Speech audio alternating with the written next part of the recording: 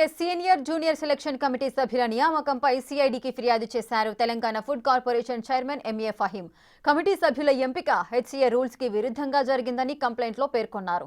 అర్హతలు లేకున్నా కమిటీ సభ్యులుగా నియమించారని ఆరోపిస్తున్న కాంగ్రెస్ పార్టీ ఉపాధ్యక్షుడు ఎంఏ ఫహీంతో మా ప్రతినిధి Sagar face to face. Hyderabad cricket అసోసియేషన్లో అనేక అక్రమాలు జరిగాయి. ఇప్పటికే సంచలన విషయాలు ఈ కేసులో బయటకు వస్తున్నాయి.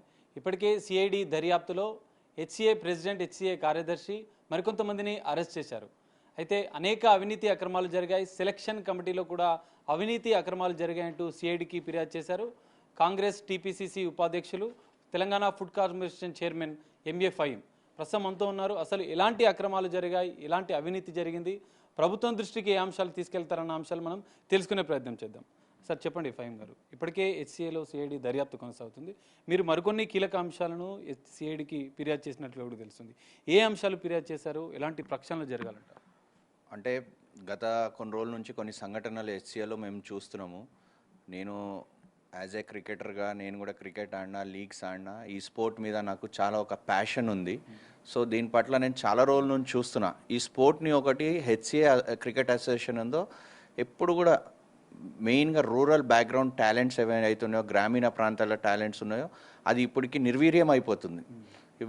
గ్రామ స్థాయి నుంచి ఎవరైతే ఎమర్జింగ్ యంగ్స్టర్స్ ఉన్నారో, క్రికెట్లో ప్యాషన్ ఉందో, వాళ్ళకు ఒక గుర్తింపు రావాలంటే వాళ్ళు హైదరాబాద్ క్రికెట్ అసోసియేషన్ నుంచి రిప్రజెంట్ చేయాలి. ఆ రిప్రజెంట్ చేయాలంటే వాళ్ళ ఒక టాలెంట్ని ప్రూవ్ చేయాలి. ప్రూవ్ చేయాలంటే ఏమవుతుంది, ఒక ప్రొసీజర్ ఉంటుంది. హైదరాబాద్ క్రికెట్ అసోసియేషన్లో సెలక్షన్ కమిటీస్ ఉంటాయి. ఆ కమిటీస్లో అండర్-12, అండర్-19, అండర్-22, అండర్-23 ఇట్లాంటి దాంట్లో వాళ్ళు పాల్గొంటే వాళ్ళ టాలెంట్ని చూసి, వాళ్ళ స్కోరింగ్, వాళ్ళ పర్ఫార్మెన్స్ చూసి వాళ్ళని మళ్ళీ నేషనల్ లెవెల్లో వాళ్ళని గుర్తింపు తెచ్చి, ఇప్పుడు కొత్తగా ఐపీఎల్ కానివ్వండి, రంజీ ట్రోఫీలో మళ్ళీ దేశానికి రిప్రజెంట్ చేయడానికి వీళ్ళకి ఎన్నో అవకాశాలు దొరుకుతాయి. అట్లాంటి నేపథ్యంలో ఇప్పుడు గత కొన్ని రోజుల నుంచి హెచ్సిఏలో మనం చూస్తున్నాం.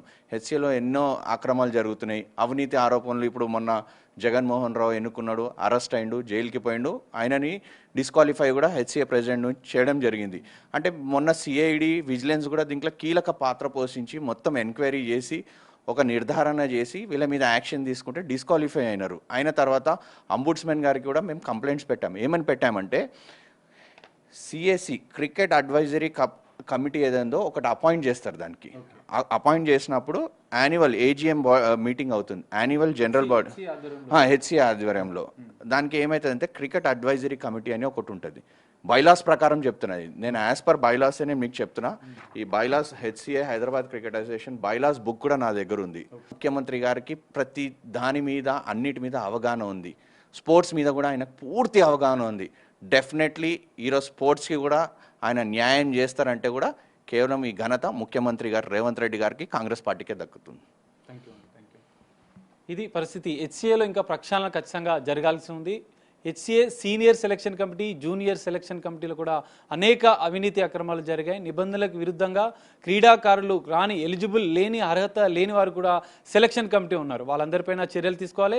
వారి తెర వెనుక ఎవరున్నారు, ఎలాంటి రాజకీయ నేతలు ఉన్నారు, గత ప్రభుత్వ పెద్దల హస్తం జగన్మోహన్ రావు వెనుక ఎవరున్నారన్న అంశాలు కూడా బయటికి రావాలంటూ కూడా ఫహీం చెప్తున్నారు. సో ఇదే సందర్భంలో హెచ్సిఏ ప్రక్షాళన చేయాలంటూ కూడా ప్రభుత్వంలో భాగస్వామిగా ఉన్న తను కూడా కొన్ని కీలక ఆధారాలు సిఐడికి ఇచ్చారు.